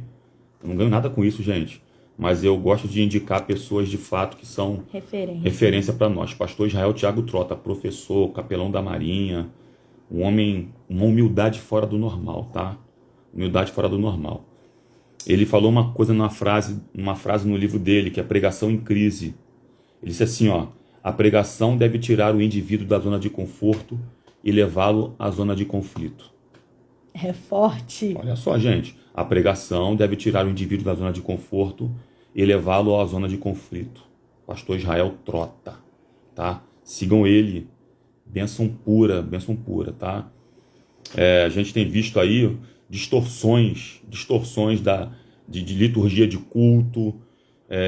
Gente, tá faltando gente compromissada na obra. Eu já vi pastor trocar a pregação de domingo, Jesus, que é dia do Senhor, para colocar o filme do Resgate do Soldado Ryan no lugar, gente. Não dá. Meu Deus. Não dá. Eu já vi pastor. É difícil, é lamentável falar isso, porque eu tô falando do meu povo, tá? O povo que é meu. Não foi na minha igreja, não, tá? Na minha igreja é palavra pura mesmo. Graças a Deus. Graças ao bom Deus. Mas já vi pastor que deixou trocou uma pregação de domingo para colocar o filme do Resgate do Soldado Ryan. Não dá. Aí fica difícil, né? Exatamente. Não pode. A palavra de Deus é prioridade no culto. Prioridade no culto. Tá? E é isso que Deus levantou profetas como Ageu, como Zacarias, para poder sacudir o povo para voltar a fazer a obra de Deus. Ok? Exatamente. A pregação deve tirar o indivíduo da zona de conforto e levá-lo à zona de conflito. Isso aí. Tá? E outra, sucesso não é prosperidade, poder, proeminência ou popularidade. Sucesso verdadeiro é fazer a vontade de Deus apesar das consequências. Isso é sucesso. Ok? Conclusão das obras, vamos lá? Deus usa o rei Dario para o decreto ser revogado. Capítulo 6, né? Capítulo 6, do verso 1 ao 12. Só você examinar em casa com cuidado. E no capítulo 6, verso 7 de Esdras, diz assim, ó: não interrompais a obra desta casa de Deus, para que o governador dos judeus e os seus anciãos reedifiquem a casa do Deus no seu lugar. E a obra foi concluída. Ô, glória! Coisa linda! Com certeza a palavra de bênção, de ânimo, mas palavra de confronto dói, porém traz transformação de vida e crescimento, exatamente. A Lana colocou aí, nós só crescemos fora da zona de conforto, exatamente. Gente, olha só, guarda uma coisa aqui, gente. O lugar mais populoso do mundo se chama zona de conforto. Oh! O lugar que tem mais pessoas por metro quadrado se chama zona de conforto. Tá assim, ó. Oh, Jesus, sai da tua zona de conforto. Dá uma glória aí, gente. Sai da tua zona de conforto. Vambora. Vamos acordar 6 e 7 da manhã. Vamos crescer junto com a palavra? Esdras 7. Agora é contigo. Ô, Jesus, é sério mesmo? Eu que tenho que falar? Quem domina o livro de Esdras e Neemias é ele, ó. Aqui, ó. Não, Escritor. Aqui, ó. Escritor. Aqui fala muita coisa, gente, sobre Esdras e Neemias. E é muita lição aqui. Coisa boa. Coisa boa. Daqui a pouco a gente fala sobre ele. Passa pra cá. Deixa aqui. Capítulo 7 ao 10. Vamos lá rapidinho, gente. A reta final deste livro aborda questões muito interessantes, como, por exemplo, o protagonismo de Esdras. Um contexto histórico é descrito onde aproximadamente mais de meio século depois daquele evento apresentado no início do livro, acredita-se que, por exemplo, a história relatada no livro de Ester se passa entre Esdras 6:22 e Esdras 7:1. Então, enquanto está acontecendo o retorno do cativeiro babilônico para Jerusalém e Judá, o livro de Ester está ocorrendo na Babilônia e no Império Medo-Persa. Tá? É aquele povo que não quis voltar. Não quis voltar. Que estava lá. Teve gente que não quis voltar e teve gente que realmente ficou por lá mesmo. Não tem jeito. No intervalo de quase 60 anos, contando do término da construção do templo em 516 a.C., a chegada de Esdras em 458 a.C. Esdras, então, lidera um segundo grupo de judeus para regressar a Jerusalém para dar início a um avivamento. Ok? Lembrando, gente, que Esdras ele não surge do capítulo 1 ao capítulo 6 do seu próprio livro. Esdras só aparece no capítulo 7 do livro que tem o nome dele. É como ele pegasse e escrevesse, né? Depois a história narrada, né? Alguém contou e Exatamente. Ele foi escrevendo. Ou alguém que foi contou para ele, tá? E Zorobabel, que foi a primeira pessoa que liderou a volta, e Esdras foi a segunda. Então, no capítulo 7 em diante, que passa a ser a segunda leva de judeus que voltam do cativeiro babilônico. Então, como foi dito anteriormente, Esdras... 80 anos depois, né? De 60 a 80 anos. É muito tempo. Muito tempo, gente. Como foi dito, Esdras era um sacerdote que podia traçar a sua genealogia até Arão, Esdras 7, do 1 ao 5. E ele recebe uma tarefa imposta pelo rei Ataxerxes, Esdras 7, verso 11 ao 28. Dentro dessa linha de pensamento, os planos divinos se cumpriram até mesmo se fosse necessário Deus usar reis pagãos. Casos esses do próprio Ciro, Dario e Ataxerxes. Eram 3 reis pagãos, gente. 3 reis pagãos. Foi isso que Deus usou. Sendo assim instrumentos para concluir os propósitos do Senhor. O templo já havia sido reconstruído, mas era necessário impor uma reforma religiosa. Pois após a volta dos judeus do cativeiro babilônico, eles relaxaram na observação e cumprimento dos mandamentos do Senhor. Meu Deus. Casando-se com mulheres estrangeiras. E justamente ignorando a lei estabelecida por Deus através do patriarca Moisés. Tá bom? Moisés deixou muito claro isso em Êxodo 34, do 11 ao 16, e Deuteronômio do capítulo 7, do verso 3 ao verso 4. Vale ressaltar nessa manhã aqui que o motivo desta ordem nunca foi preconceito racial, mas o perigo dessas relações mistas conduzirem o povo à idolatria. Não era uma questão de preconceito. A questão nesse contexto geral aí, gente, era o cuidado de que o povo não se misturasse de forma idolátrica e fizesse novamente aquilo que aconteceu no começo para levar o povo para o cativeiro babilônico. E Esdras era um homem muito zeloso com as leis do Senhor. Só você ler Esdras capítulo 7, verso 10. Aleluia. Curiosamente, Esdras só aparece no livro, falei isso aqui já, né? Que leva seu nome somente agora. Um homem desconhecido, escolhido por Deus para começar uma reforma espiritual em Jerusalém. Posso parar para te falar uma coisa aqui, gente? um homem desconhecido, escolhido por Deus, para começar uma reforma espiritual em Jerusalém. Porque Deus não está preocupado com gente que tem nome. Aleluia! Deus não está preocupado com gente que já tem biografia. Escrita, né? Meu Deus. Deus não está preocupado com gente que já tem história. Se for necessário ele começar uma história agora, ele começa. Tem história começando aqui para pessoa. Só para poder fazer a obra dele através da sua vida. Aleluia. Quem pega essa palavra aí? Ah, não sei, ninguém me conhece, ninguém sabe quem sou eu, sou novo convertido, fui levantado agora. Deus não está preocupado se você tem nome, está preocupado se você está disponível. Aleluia. Quem são os disponíveis aí nessa manhã? Recebe essa palavra. Pega essa palavra. Meu Deus. A Bíblia diz que eles saem da Babilônia, param no rio chamado Ahava. Desconhecido aos homens e conhecido por Deus. Exatamente. Exatamente, Daniel. Isso forte. que é bom, isso que é bom. Tá? Eu estou até preparando uma mensagem sobre isso aí, mas vamos lá. Né? Tem muita gente que está presa, algumas pessoas que estão na mídia em evidência, quando para Deus o que importa são os bastidores. Quando para Deus o que importa são os bastidores. Né? Isso aí, eis-me aqui. Eles saem da Babilônia, param no rio chamado Ahava, e Esdras apregoa um jejum de humilhação no capítulo 8, pedindo favor a Deus. E alguns detalhes sobre ele. Primeiro, capítulo 7, versículo 9. Gente, aqui é sempre Bíblia, tá? Não tem conversa com a gente, não. Bíblia. 7, 9? 7, 9, vai. Porque no primeiro dia do primeiro mês foi o princípio de sua subida de Babilônia. E no primeiro dia do quinto mês chegou Jerusalém, segundo a boa mão do seu Deus sobre ele. 7, 9. Primeira coisa, Deus era com ele. Aleluia. Segundo, Esdras era um homem que se preparava. Capítulo 7, versículo 6 e versículo 10. Porque, versículo 6 primeiro, né?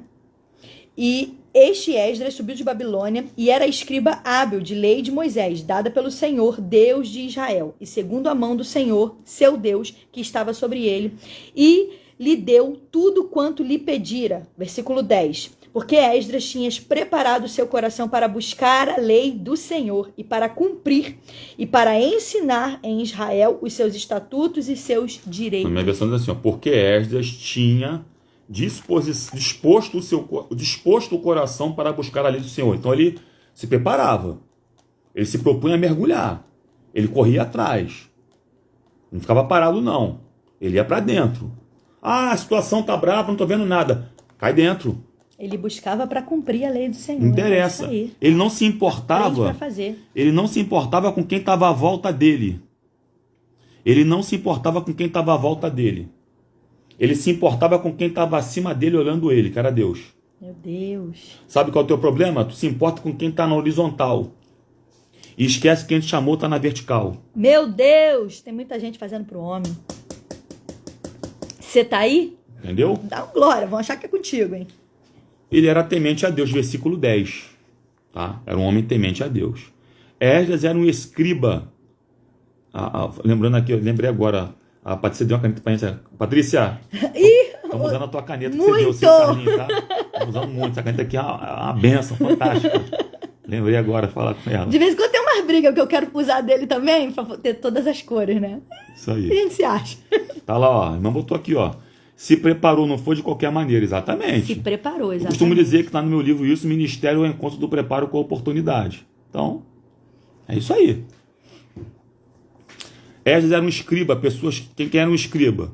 Pessoas que na antiguidade exerciam funções relacionadas ao domínio da escrita, chamados de intérpretes da lei, doutores da lei ou mestres da lei.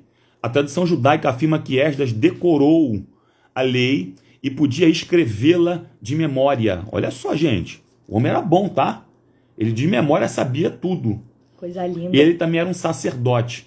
E o sacerdote é basicamente um ministro que age como mediador entre o homem e Deus. Não era sumo sacerdote, era um sacerdote. Tá bom?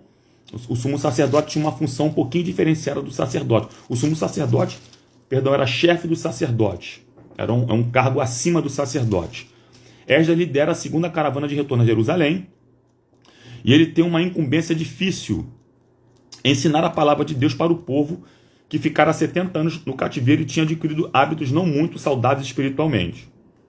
Esdras era um discipulador de pessoas. Seja você um discipulador. E o que um discipulador faz? Se esmera, mergulha nas escrituras para poder alimentar o povo que ele ouve. Que lhe ouve, né? Que ele ouve não. Que lhe ouve. As pessoas que ouvem ele. Ouvindo ele. Isso aí. Vamos ler lá. Lê pra gente aí Levítico 10, do 8 ao 11. Para poder minha garganta aqui poder dar um tempo. Levítico 10, do 8 ao 11 diz assim. Falou também o Senhor a Arão, dizendo: vinho ou bebida forte, tu e teus filhos não bebereis, quando entrardes na tenda da congregação, para que não morrais. Isso é um estatuto perpétuo, e será isso entre vossas gerações, para fazerdes diferença entre o santo e o profano, entre o imundo e o limpo, para ensinardes aos filhos de Israel todos os estatutos que o Senhor lhe tem falado por intermédio de Moisés. Continua? Leio Malaquias também? Malaquias 2,7. Você está falando do sacerdote, tá, gente? Porque os lábios do sacerdote devem guardar o conhecimento, e da sua boca devem os homens procurar a instrução, porque ele é mensageiro do Senhor dos exércitos. Isso é tudo que o sacerdote precisava fazer e ser, gente. Exatamente. Tem mais gente entrando na live aí, tá? Quer falar sobre elas aí? Dá um alô? Vamos lá, estamos dando a reta final já, né? Tá? Só entrou e saiu, então. Não, aqui, ó. Entrou agora. Irmã Vera, a paz do Senhor Jesus, seja bem-vinda. E irmão Marcelo e Jéssica, sejam bem-vindos também. Estamos aqui falando sobre o livro Panorama Bíblico, tá bom? E estamos falando sobre o livro de Esdras, panorama bíblico aqui. Estamos aqui no capítulo 9 e 10 agora, falando do sacerdote. Vem com a gente. Algumas aplicações sobre isso, sobre a questão do sacerdote. Ele tinha a função de discipular pessoas, no caso de Esdras ali, né? E no caso do sacerdote geral, tá? Por quê? Porque o discipulador faz investimento em pessoas que ninguém investiria. O verdadeiro discípulo não tem discípulos, ele faz discípulos para Cristo. Aleluia! Tá? Tem gente querendo fazer discípulo de si mesmo ao invés de fazer discípulo de Cristo. Tá errado. Sinto muito lhe dizer, tá errado. Tem gente querendo fazer discípulo de si mesmo ao invés de fazer discípulo de Jesus. Tá? Eu falo mesmo isso aqui. Não tem esse negócio não. Tá? Tem gente fazendo seguidores de si mesmo ao invés de fazer seguidor de Cristo. Tem gente que tá querendo fã. Entendeu? Não dá. Fica difícil desse jeito. Tá errado. Biblicamente isso tá errado. Quer fazer discípulo? Faça discípulo de Cristo. Aponta para Cristo. Aponta para Cristo. Outra coisa, não existe discipulado sem ruptura. O evangelismo enche a igreja. O discipulado enche pessoas. Aleluia! Ah, não, essa repete. Essa escreve. Alguém escreve aí, isso é forte. Discipulado sem ruptura. Gente, a pessoa que quer discipular e a pessoa que quer ser discipulada tem que romper com alguma coisa. Tem que largar alguma coisa, tem que deixar alguma coisa. Tem que abandonar alguma coisa. Ok? E outra, o evangelismo enche igreja.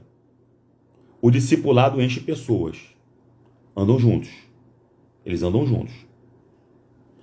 E evangelismo, eu falo sempre isso nas aulas que a gente ministra lá na nossa igreja, é o copo d'água para o sedento. Discipulado é levar o sedento na fonte das águas, que é Cristo. Aleluia, glória a Deus. Vou falar de novo. Evangelismo é o copo d'água para o sedento. Exatamente. Discipulado é levar o sedento na fonte das águas, que é Cristo. Exatamente. Podemos prosseguir ou não? Uhum. No capítulo 8 e 9, nos demonstram que é um número não muito expressivo de judeus em relação à primeira caravana feita por Zorobabel, se dispõe a voltar para Jerusalém. E o povo já não queria voltar. Capítulo 8, versículo 1 ao 14. Estamos terminando já, tá, gente? Manda buscar levitas, apregou um jejum relativo a humilhar-se perante o Senhor. Contribuições ao sacerdote e a chegada a Jerusalém. Esdras, com um espírito piedoso em seu coração, ora em favor da confissão dos pecados do povo, de modo que na transição para o capítulo 10, muitas pessoas, por conta do exemplo de Esdras, confessam seus pecados com quebrantamento e arrependimento, pois precisavam reparar seus erros. Esse livro registra uma ampla reforma religiosa operada pelo sacerdote Esdras, colocando a palavra de Deus como elemento central no culto ao Senhor. Então ele coloca Deus de novo no centro do culto. Tá? Não é o homem, não. O centro do culto prestado tem que ser Deus. No capítulo 8 e 9, Esdras lê a lei do Senhor diante do povo defronte à porta das águas, desde a alva até o meio-dia, por volta de 5 da manhã até meio-dia, gente. Coisa linda, né? Meu Deus. Ele ora em favor da confissão de pecado do povo. Gente, o povo ficou um tempão em pé ouvindo Esdras. E tem gente que não consegue ficar sentada com 2 horas de culto. Não consegue ficar 2 horas sentado em culto, mas fica 5, 6, 7, 8 horas assistindo Netflix. Falei. Não consegue ficar sentado no culto. Levanta, sai, vai no banheiro. Conversa, pega telefone, toma café, bebe água. Tem um negócio que o banco não deixa ela ficar sentada, né? Isso aqui é pra gente mesmo, mas né? fica, nem faz nada, vai nem pisca. No banheiro o tempo inteiro. Na frente de uma televisão. Aí depois fala, Deus não falou comigo. Você não estava na hora do que Deus estava falando. Não sei se foi para outro lugar. Né? Você estava no telefone, conversando na hora do culto, então fica difícil. Alguém para dar uma glória a Deus aí, gente? Ou não? Meu Deus! Ele ora em favor da confissão de pecado do povo. Em Esdras 10:1, diz que ele chorava confessando os pecados do povo e o povo chorava com ele. E finalizando o livro, Esdras se opõe ao casamento estrangeiro. Ele manda os judeus se despedirem das mulheres estrangeiras que eles contraíram um casamento na Babilônia. Olha só, gente. Isso aqui é uma ordem, segundo estudiosos, específica. Pelo mal menor, que era a separação, em relação ao mal menor, contaminação da raça judia nas suas gerações posteriores. Era uma exceção de regra. Então, difícil falar sobre isso, porque, poxa, já tinha gente casada com outras mulheres. E ele está mandando a pessoa separar da mulher babilônica, mandando ela voltar. Os estudiosos, eles afirmam que isso era um mal menor, separado da mulher babilônica, em relação ao mal maior, eu coloquei errado ali, ao mal maior, que seria contaminar a raça judia nas suas gerações posteriores. Fábio, então eu sou cristão ou cristã e devo abandonar minha esposa ou meu esposo? Não. O que a Bíblia fala sobre isso? 1 Coríntios capítulo 7, verso 12 ao 14. Tá? Nosso compêndio doutrinário é o Novo Testamento. Diz assim, ó: ao mais digo eu, não o Senhor, se algum irmão tem mulher incrédula, e então consente em morar com ele, não o abandone. E a mulher que tem marido incrédulo, e este consente em viver com ela, não deixe o marido. Está na Bíblia, tá, gente? Porque o marido incrédulo é santificado no convívio da esposa. Aleluia! Então, o testemunho da esposa, o tempo de santificação da esposa é esse. Acontece isso aí. Ok, gente? E a esposa incrédula é santificada no convívio do marido crente. Mesma coisa, vice-versa. De outra sorte, os vossos filhos seriam impuros, porém agora são santos. 1 Coríntios capítulo 7, verso 12 ao 14. Então, aquilo que aconteceu lá em Esdras, gente, foi uma exceção à regra. Até por conta dos judeus, né? Precisava ter uma linhagem, né? Precisava ter uma linhagem pura para o Messias lá na frente, exatamente. Então, lembrando que tudo isso, Deus não erra, não, né? Então, precisava ter uma linhagem pura até mesmo para vir o Messias, né? Então, vamos embora para a gente finalizar. 1 Pedro 3, 1, 2 também fala sobre mulheres, isso, né? sede vós igualmente submissas a vosso próprio marido, para que, se ele ainda não obedece à palavra, seja ganho sem palavra alguma, por meio do procedimento de sua esposa, a observar o vosso honesto comportamento cheio de temor. 1 Pedro capítulo 3, versículo 1 ou 2, né? Falou de submissão, parece que tem um povo também, tem um negócio, a palavra submissão tem alguns significados, e eu sugiro você procurar algumas lives da Karine, que ela fala um pouquinho sobre isso aí, que é muito importante, muito interessante, tá bom? Curiosidade sobre o livro de Esdras. E a gente encerra agora e vamos orar. Isso aí. Foi longa hoje, né? Foi longa. A tradição judaica afirma que Esdras foi o fundador da grande sinagoga, onde o cânon completo do Antigo Testamento foi reconhecido formalmente pela primeira vez. Outra curiosidade, comentaristas divergem quanto ao tempo em que a obra do templo ficou parada, de 15 a 20 anos aproximadamente. E esse foi o nosso panorama bíblico do livro de Esdras. E se você gostou, Clica no coraçãozinho aí, ó. Coloca um monte de coraçãozinho aí pra gente, vai. Interage com a gente. Eu quero te agradecer por essa manhã com a gente aí, manhã de aprendizado, manhã de crescimento pra glória de Deus. Semana que vem tem mais. Semana que vem nós vamos falar sobre Neemias. O panorama bíblico vai ser sobre o livro de Neemias. E nada melhor do que o autor, né? Esse autor aqui, ó, que escreveu esse livro, essa obra-prima. E quem tem esse livro fala assim, eu tenho. Quem não tem, deixa eu explicar. Gente, esse é o livro do meu esposo. Imagina, né? Um tempo de pandemia, Deus, ele prometeu que ia dar um livro para ele e tá aqui, ó. Reconstruindo em tempos de crise, lições extraídas do livro de Neemias. E quem tem aí fala assim, eu tenho, é coisa boa. Se você desejar adquirir, se você já tem, compre e dá para outra pessoa, gente. Abençoa, presenteia a outra pessoa, porque é algo que vai edificar. Para a glória de Deus, não falo isso aqui, Deus conhece nosso coração e nossa motivação. Vidas já foram alcançadas para a glória de Deus com esse livro. Pessoas voltaram para Jesus ao lerem esse livro.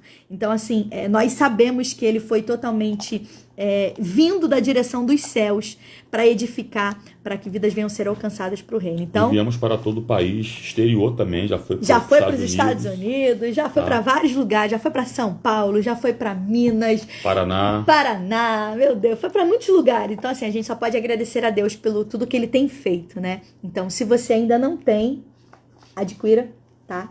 É coisa boa, tá? Isso. E fala também aí, tem o meu livreto também sobre escatologia bíblica, volume 1, que eu falo pouca coisa, fininho ele.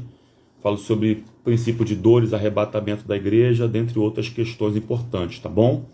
E o livro da minha esposa que tá aqui também. Isso aqui já é grosso, já, igual o meu, ó. Bastante coisa. Aprendendo cada dia mais sobre mulheres da Bíblia, volume 1.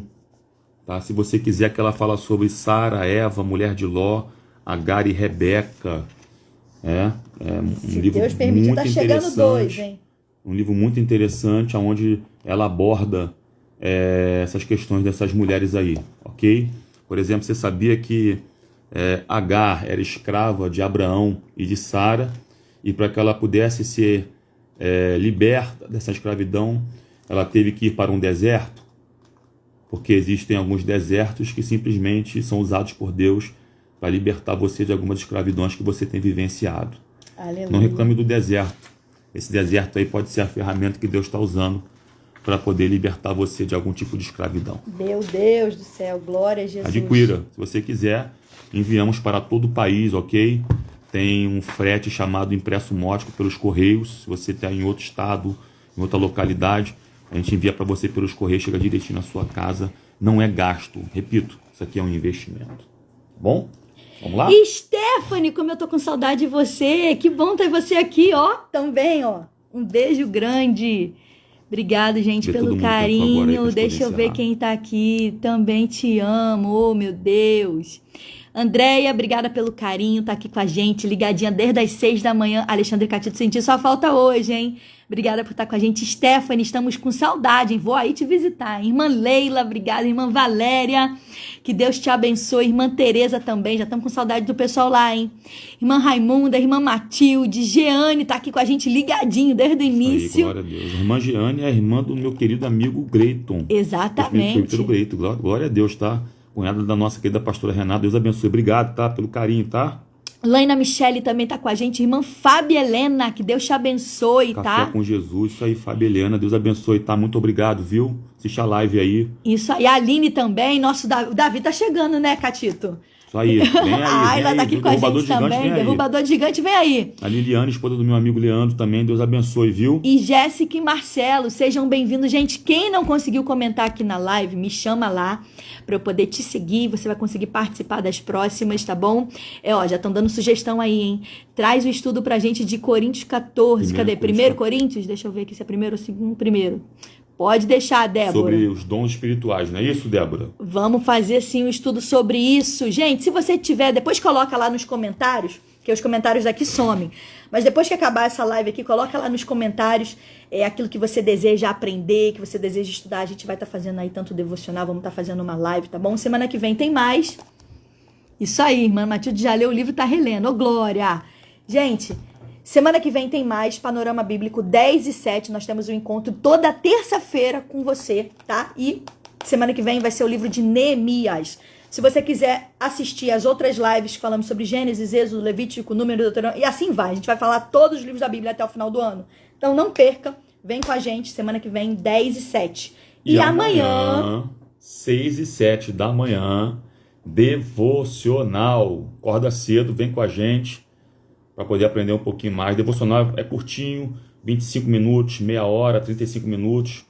Tem dia que a gente passa um pouquinho, mas é para você ter um dia abençoado na presença do Senhor. Tá e bom? sábado tem live também, tá? Sábado tem live aí sobre parábolas de Jesus. Se você ainda não assistiu a parábola dos talentos, falamos sábado passado, agora foi bênção, gente, para a glória de Deus. Então, quem assistiu aí, quem estava na live sábado aí, coloca eu aí, fala aí, deixa seu comentário aí para poder outras pessoas assistirem. Compartilha essa live, nos ajude, tá bom? É tudo para honra e glória do nome do Senhor Jesus. Vamos orar para a gente terminar? Oremos então ao nosso Deus. Senhor Jesus, te agradecemos e louvamos o teu santo e poderoso nome. Toma teu povo que nos acompanha nesta live, que nos acompanha nesse momento. Joga por terra todo o mal, Pai. Que nós venhamos aprender com Esdras, ó Deus, porque o nome dele significa ajuda, e aprender com ele a ajudar pessoas em momentos de reconstrução.